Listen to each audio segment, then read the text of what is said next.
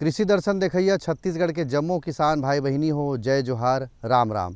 संगवारी हो, हमर छत्तीसगढ़ ला धान के कटोरा कहे जाथे और ये धान के कटोरा में हमर महतारी के कोरा में किसम किसम के फसल हमन लेथन। संगवारी हो, हमर छत्तीसगढ़ ला महतारी के दर्जा तको मिले है। तभे तो कथे संगवारी हो कि किसान मन यदि फसल लेथे तो अच्छा से अच्छा आमदनी ले सकत है। और ये भुइयाँ के माथ नवाले रे, ये भुइयाँ के माथ नवाले, भर्री भाठा परिया घलो माँ, भर्री भाठा परिया घलो माँ, मूंग उड़द तय लगा ले रे, ये भुइयाँ के माथ नवाले। संगवारी हो, ये भुइयाँ के माथ नवावो संगवारी हो। और ये भुइयाँ के भगवान किसान मन ला कहे जाथे। तो संगवारी हो, किसानी बूता कतेक मेहनत के बूता है आप सब जानत हो और सब किसान हरो, काबर कि हमन कृषि प्रधान देश में रिथन संगवारी हो। तो संगी हो, आज हमन दलहन तिलहन कोती यदि लौटना चाहन तो बहुत अच्छा संभावना है। और मूंग के खेती करना यदि आप मन चाहत हो, कोनो भी मौसम हो, बहुत अच्छा संभावना है, ऐसे वैज्ञानिक मन बताथे। तो संगवारी हो, मूंग के खेती के बारे में हम चर्चा करबो। मैं वैज्ञानिक ला बुलाए ला जावत हूँ, तब तक आप मन देखो ये खास संदेश।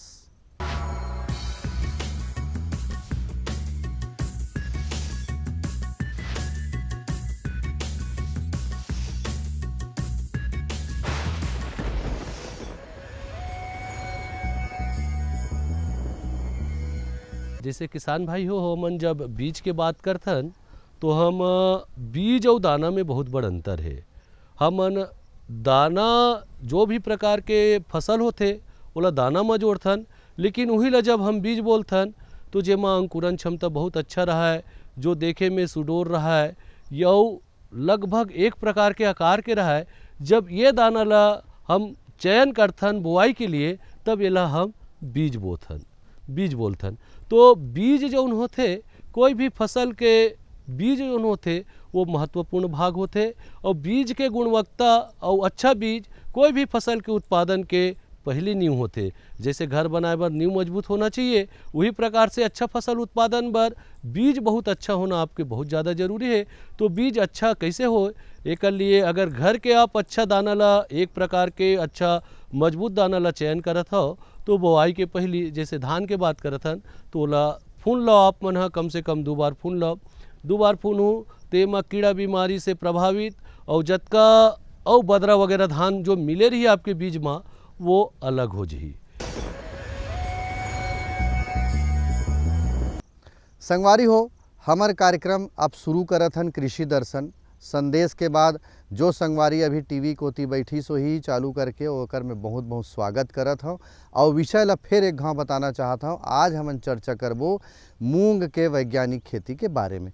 संगवारी हो, हमर तीर इंदिरा गांधी कृषि विश्वविद्यालय रायपुर के वैज्ञानिक डॉक्टर दीपक चंद्राकर जी हमर तीर आगे हावे।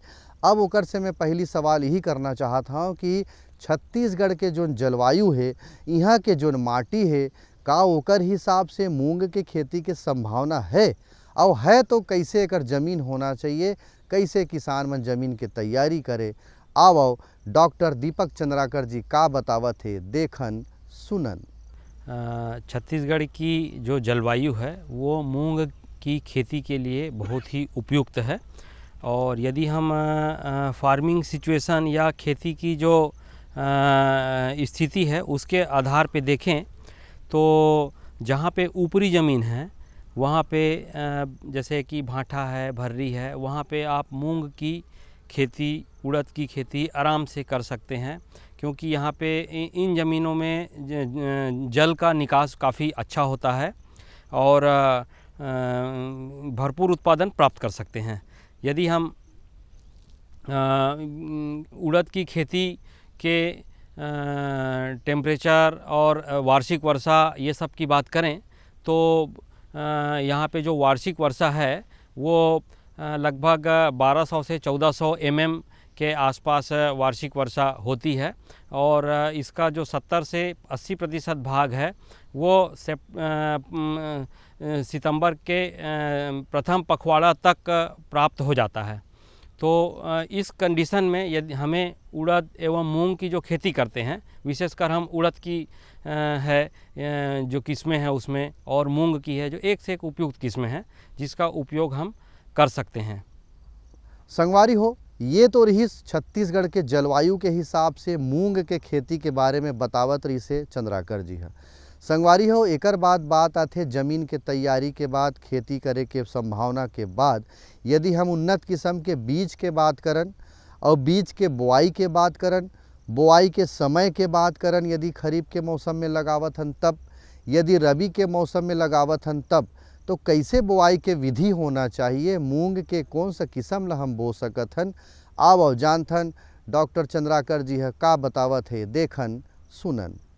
जहाँ तक बुआई की विधि का सवाल है तो मूंग की जो बुआई की विधि है वो कतारों में बोना चाहिए। और छत्तीसगढ़ में जहाँ के कुछ हिस्सों में वार्षिक वर्षा काफ़ी अधिक मात्रा में होती है या लगातार वर्षा होती है, तो उन जगहों में खेत की जब तैयारी करते हैं तो हम रिजर या जिसको मादा बोलते हैं, मादा पहले बना लेना चाहिए। और मादा में यदि हम बुआई कर रहे हैं तो ज़्यादा क्या बोलते हैं उसका उत्पादन हमें प्राप्त हो सकता है। और क्योंकि पानी का जल का जो निकास है वो काफ़ी अच्छे से होता है, तो इसीलिए हमें मतलब रिज में इसकी बुआई करना चाहिए। रिज फरो मेथड अपनाते हुए रिज में इसकी बुआई करें ताकि जो जल का जो जमाव है वह कम हो और फसल की बढ़वार अच्छी हो।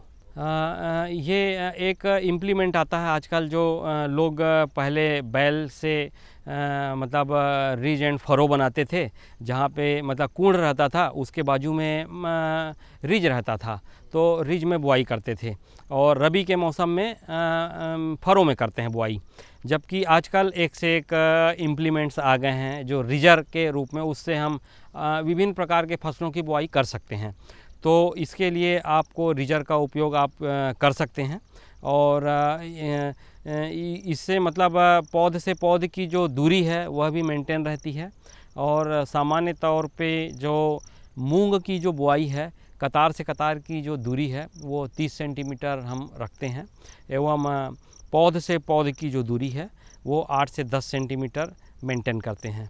कहने का मतलब ये है कि 1 स्क्वायर मीटर में लगभग 33 प्लांट, या दूसरे शब्दों में हम कह सकते हैं कि 1 हेक्टेयर में 3,33,333 पौधे प्रति हेक्टेयर प्राप्त होने चाहिए। संगवारी हो, कोनो भी फसल यदि हमन लेथन ओकर बाद सबसे पहली बात आ जाथे वही बात घूम फिर के पानी के। तो संगवारी हो, आज दुनिया हा पानी पानी करत है और कोनो मेर ज़्यादा पानी गिर जाथे, कोनो मेर कम पानी गिरत है यदि वर्षा काल के बात करन तब। लेकिन दूसर मौसम में यदि हम खेती करत हन तो मूंग के फसल में हमला पानी प्रबंधन कैसे करे ले पड़ही, का हमन ह पहाटा पानी पलो सकत हन का, या हमर जगह और दूसर साधन है पानी पलोए के तो उमें भी पानी हम पलो सकत हन का, ये बात के जानकारी लेना जरूरी है। तो आओ जल प्रबंधन के विषय में डॉक्टर दीपक चंद्राकर जी का कहा थे, आप मन देखो सुनो। मूंग की जो खेती है वह वर्षा ऋतु में, शीत ऋतु में एवं समर में या ग्रीष्म ऋतु, तीनों में ऋतुओं में इसकी खेती की जाती है। जहाँ तक वर्षा ऋतु का सवाल है तो चूँकि हमारे यहाँ वार्षिक वर्षा बहुत अच्छी होती है, तो इसमें अन्य इरिगेशन की आवश्यकता नहीं होती है, अतिरिक्त इरिगेशन की।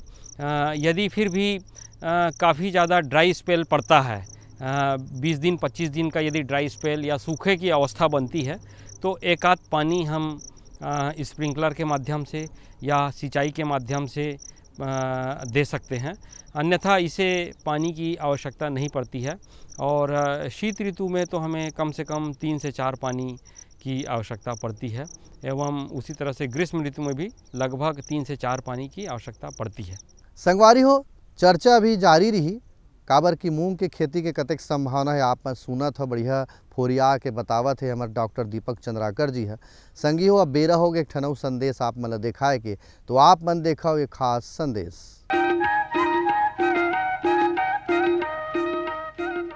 ये लो और बताओ। बस अरे ये क्या भैया जी, बस इतनी सी रासायनिक खाद? किसानी छोड़ रहे हो क्या? किसानी नहीं, नादानी छोड़ रहे हैं। मिट्टी की जांच कराई है। अब तो लालाजी जितनी जरूरत है उतने ही उर्वरक खेत में डालेंगे। हाँ, किसान भाई आज ही अपने जिले की नजदीकी भूमि परीक्षण प्रयोगशाला में मिट्टी की जांच जरूर करवाएं और मिट्टी में पोषक तत्व, नमी व पौधे के विकास को देखते हुए केवल जरूरत के अनुसार ही पोषक तत्व डालें। और हाँ, मिट्टी में गंधक, जस्ता, बोरोन जैसे सूक्ष्म पोषक तत्वों का पता लगाना भी न भूलें। उर्वरक और जैविक खाद के सही उपयोग से भूमि का उपजाऊपन बनाए रखें, उत्पादकता बढ़ाएं, खर्चा घटाएं और बहुमूल्य विदेशी मुद्रा बचाने में भी सहयोग दें। और हाँ, धीमी गति से नाइट्रोजन उपलब्ध कराने वाले उर्वरकों जैसे नीम लेपित यूरिया को प्राथमिकता दें और यूरिया का पत्तों पर छिड़काव करें। अरे वाह, तू तो सचमुच समझदार हो गया रे। अधिक जानकारी के लिए संपर्क करें जिला कृषि अधिकारी या किसान कॉल सेंटर। मेरे साथ बोलो ए बी।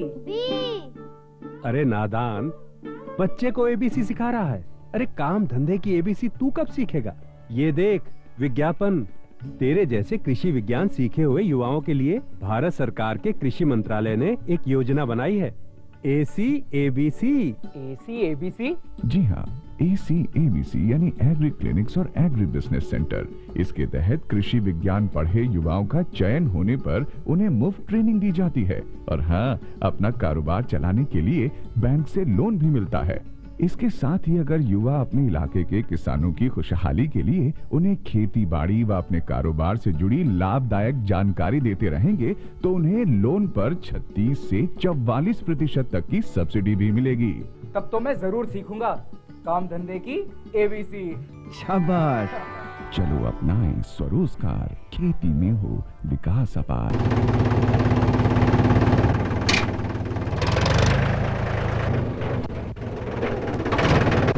अरे हरकू वाह, बीज, कीटनाशक और आज खाद भी। अरे इतना खर्चा कहाँ से? अरे खर्च की चिंता किसे है, मेरे पास है ये किसान क्रेडिट कार्ड। कार्ड? अरे बैंकों द्वारा जारी इस कार्ड से किसान उसकी सीमा तक की रकम कभी भी बैंक से निकलवा सकता है और खेती बाड़ी की सामग्री कभी भी खरीद सकता है। तो हरकू भैया एक कार्ड मेरे लिए भी। किसान क्रेडिट कार्ड के लिए नजदीकी बैंक से संपर्क करें और पाएं ढेर सारे लाभ।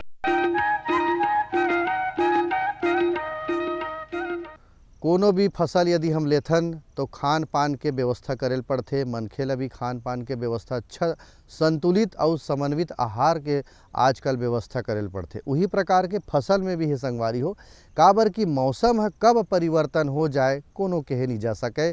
खेती बड़ा संभावना रही, अच्छा करबो तो अच्छा रही, लेकिन यदि मौसम में कुछ बदलाव आ गए तो बड़ा दिक्कत हो जाते। तो ओकर हिसाब से मूंग के खेती बर हमला खाद के प्रबंधन कैसे करना चाहिए ये बात के जानकारी लेबो। और संगे संग संगवारी हो देखो, पानी दे डरेन, खाद दे डरेन तो मूंग के खेती में दूसर फसल भी आय के संभावना रही, जेला हमन कथन नींदा या खरपतवार। तो ओकर नियंत्रण भी किसान है कैसे करे, परंपरा के रूप से कि कुछ दवाई छिड़क के, ये बात के भी जानकारी लेबो कि खाद के प्रबंधन और खरपतवार के नियंत्रण किसान मन कैसे करे। आवो सुनथन। जो मूंग है, मूंग की फसल एक मतलब दलहनी फसल है और जैसा कि हमारे किसान भाई लोग सब जानते हैं कि इन दलहनी फसलों में पोषक तत्व प्रबंधन का विशेष महत्व रहता है। इसमें चूंकि इनकी जड़ों में छोटी छोटी ग्रंथियां पाई जाती है जिसे हम मतलब जिसमें राइजोमियम जो जीवाणु होता है वह वातावरण में स्थित नाइट्रोजन का फिक्सेशन करता है और पौधे को उपलब्ध कराता है। तो चूंकि ये दलहनी फसल है इसलिए इसकी नाइट्रोजन की आवश्यकता अन्य वाली फसलों की तुलना में या शर्करा वाली फसलों की तुलना में इसकी नाइट्रोजन की जो मांग है वह कम होती है। जैसे कि हम अन्य वाली फसलें इसमें कम से कम 80 से 100 किलोग्राम नाइट्रोजन की आवश्यकता प्रति हेक्टेयर पड़ती है, जबकि मूंग जैसे दलहनी फसल है, मूंग है, उड़द है, इनमें जो नाइट्रोजन की आवश्यकता बहुत कम होती है एवं इसे मात्र 20 किलोग्राम नाइट्रोजन प्रति हेक्टेयर देना चाहिए और पूरी मात्रा बुआई के समय देना है आपको और बीज से 2 सेंटीमीटर नीचे देना है और कुड़ों में देना है तो ज़्यादा अच्छा रहेगा और इसका नाइट्रोजन यूज़ एफिशिएंसी ज़्यादा मिलेगा। और साथ ही साथ में हमें जो स्फूर की मात्रा है वह 50 किलोग्राम स्फूर प्रति हेक्टेयर एवं जो पोटास है वह 20 किलोग्राम तथा सल्फ़र 20 किलोग्राम, या दूसरे शब्दों में हम बोल सकते हैं कि नाइट्रोजन, स्फूर, पोटास एवं सल्फ़र की क्रमशः 20, 50, 20 एवं 20 किलोग्राम प्रति हेक्टेयर की दर से हमें पोषक तत्वों का देना है। इसके साथ ही साथ चूँकि ये दलहनी फसल है मूंग की, इसलिए हमें इसमें इनके बीजों को राइजोबियम कल्चर, जीवाणु खाद होता है, राइजोबियम कल्चर एवं स्फुर घोली जो बैक्टीरिया होते हैं जिसे हम पीएसबी के नाम से जानते हैं, इससे हमें उपचारित करने के पश्चात ही बोना चाहिए। उपचारित करें, उसके बाद आधे घंटे तक छाया में सुखा लें, उसके बाद इसे तुरंत बुआई करना चाहिए, तो ताकि पौधों को पोषक तत्व प्रबंधन का हो सके एवं पौधे हष्ट पुष्ट प्राप्त हों। संगवारी हो, किसान मन तो कोनो भी फसल लेबेच करथे संगवारी हो, लेकिन मन में शंकर इथे कि छत्तीसगढ़ के मौसम अभी बहुत सारा बदलाव हो जाथे कभी भी, ओकर हिसाब से भी हमर खेत के जो फसल है तेमें कुछ रोग राई है या कीड़ा मकोड़ा है, कीट व्याधि के प्रकोप हो सकत है, तो ओकर पहचान किसान कैसे करे और पहचान डरिस तो फिर फल ला नुकसान ज़्यादा झन होवे। ए सेती हमला उपाय करेल पड़ही संगवारी हो कि हमर फसल है नुकसान झन हो तो का उपाय करबो। तो कीट रोग व्याधि यदि लगत है तो ओकर पहचान, ओकर निराकरण हम कैसे करन मूंग के खेती में, आओ चंद्राकर जी का बतावत है संगवारी हो देखथन। कीट पतंगों की रोकथाम की बात यदि हम मूंग की फसल में करें तो इसमें यदि सर्वप्रथम हम रोग की बात करते हैं तो इसमें दो प्रकार के रोग ही आते हैं। एक तो पाउडर नुमा, जिसे हम पाउडरी मिल्ड्यू रोग कहते हैं, जैसा कि आप कहीं कहीं बीच बीच में देख रहे होंगे कि पत्तियों में ऊपरी एवं निचली सतह में पाउडर टाइप के सफ़ेद सफ़ेद चूर्ण के रूप में पूरे पत्तियों में फैला हुआ है। और यह रोग जैसे जैसे क्लाउडी वेदर या बदली की अवस्था जो आती है, मौसम ख़राब रहता है, पानी नहीं गिरता लेकिन सूर्य प्रकाश भी ठीक से प्राप्त नहीं होता है, तो ऐसी कंडीशन में ये आता है। इनके रोकथाम के लिए हमें सल्फ़र युक्त दवाओं का उपयोग करना है, जो कि सल्फेक्स है। इसका लगभग 250 ग्राम सल्फेक्स लेना है एवं प्रति एकड़ के हिसाब से उसका छिड़काव करना है और पूरी अच्छी तरह से 1 हेक्टेयर में लगभग 500 लीटर पानी का उपयोग करना है, तो उससे यह जो रोग है वो दूर हो जाता है। इसके पश्चात एक महत्वपूर्ण रोग अन्य वायरस जनित है जो कि लगता है, जिसे हम YMV के नाम से जानते हैं, येलो वेन मोज़ाइक या वायरस रोग, जिसमें पत्तियां पीली पड़ जाती हैं, पूरे पौधे की पत्तियां पीली पड़ जाती हैं एवं उसके पश्चात फलियों में भी इसका आक्रमण हो जाता है एवं जो फलियां हैं वह पीली पीली प्राप्त होती हैं एवं सिकुड़े हुए प्राप्त होते हैं। तो इसकी रोकथाम, यह चूँकि यह वायरस के द्वारा फैलता है, लेकिन इसको फैलाने वाला जो वाहक है वह सफ़ेद मक्खी है, और यह पौधे की जो हम फसल की जो बुआई करते हैं उसके 30 से 32 दिन के बाद में यह रोग शुरू होता है, और सफ़ेद मक्खी या जिसे हम वाइट फ्लाई कहते हैं उसके माध्यम से यह रोगी पौधे से स्वस्थ पौधे की ओर फैलता है। तो इस रोग की रोकथाम के लिए हमें उस सफ़ेद मक्खी या वाइट फ्लाई इसको मारना आवश्यक है, उसकी रोकथाम करना आवश्यक है।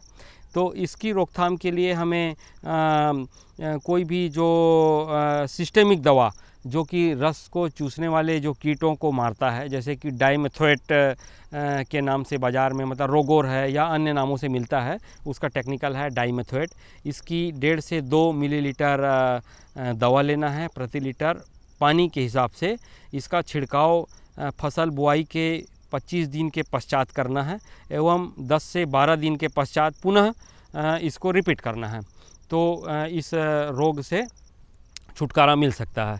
अब बात करें कीट की, तो इसमें 25 दिन की अवस्था में ये मूंग की फसल में एक रोएदार इल्लियाँ का प्रकोप होता है जो कि पत्तियों को खाती है उस और जो बाद में फलियों को भी खाती है।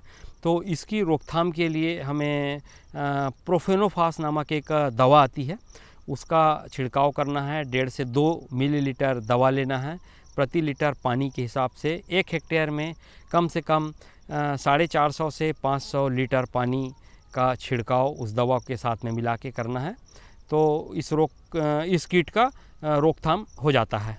तो संगवारी हो, ये तो रही हमार आज के चर्चा मूंग के वैज्ञानिक खेती के बारे में।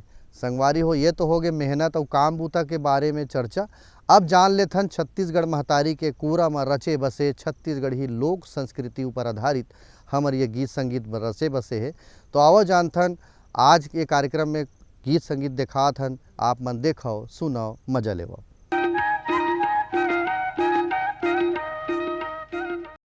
ए घटौंदाला छोड़ बाई घटौंदाला छोड़ वो घटौंदाला छोड़ घटौंदाला छोड़ बाई घटौंदाला छोड़ वो घटौंदाला छोड़ ए घटौंदाला छोड़ बाई घटौंदाला छोड़ वो घटौंदाला छोड़ घटौंदाला छोड़ बाई घटौंदाला छोड़ वो घटौंदाला ए भुजालर संदे तोर घेरी घेरी बर जेऊ घटौंदाला छोड़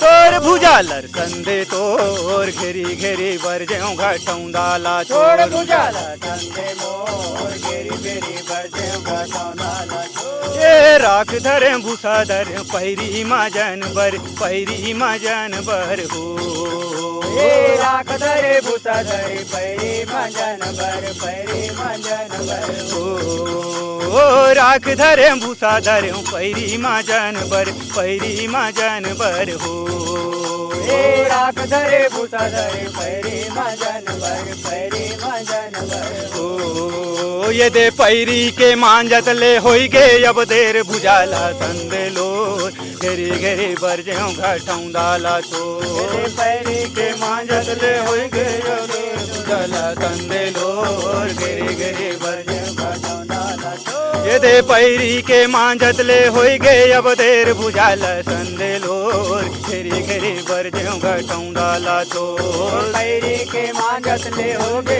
अब देर भुजाला संदे लो घेरी घेरी बर जेऊ घटौंदाला छोड़ भुजाला संदे लो घेरी घेरी बर जेऊ घटौंदाला छोड़ भुजाला संदे लो घेरी घेरी बर जेऊ घटौंदाला छोड़ भुजाला संदे लो घेरी घेरी बर जेऊ घटौंदाला छोड़ भुजाला संदे लो घेरी घेरी बर जेऊ घटौंदाला ये राख धरे भूसा धरे कर धन मांजन बर कर धन मांजन बर हो ए राख धरे भूसा धरे कर धन मांजन बर कर धन मांजन बर ओ राख धरे भूसा धरे कर धन मांजन बर कर धन मांजन बर हो ए राख धरे भूसा धरे कर धन मांजन बर कर धन मांजन बर ये दे कर धन के मांजत ले होई गे अब देर भुजाला संदे लो घेरी घेरी बर जेऊ घटौंदाला छोड़ कर धन के मांजत ले हो गे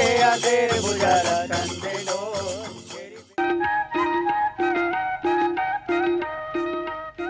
तो संगवारी हो, अवैया बेरा आप मन संग कोनो विषय में दूसर विषय में फिर गोट बात करे बराबो। तब तक आप मन ह स्वच्छता बनाए रखो, पर्यावरण को ध्यान देवो, यही शुभकामना के संग अपने संगवारी देवो विदा। जय जोहार, राम राम।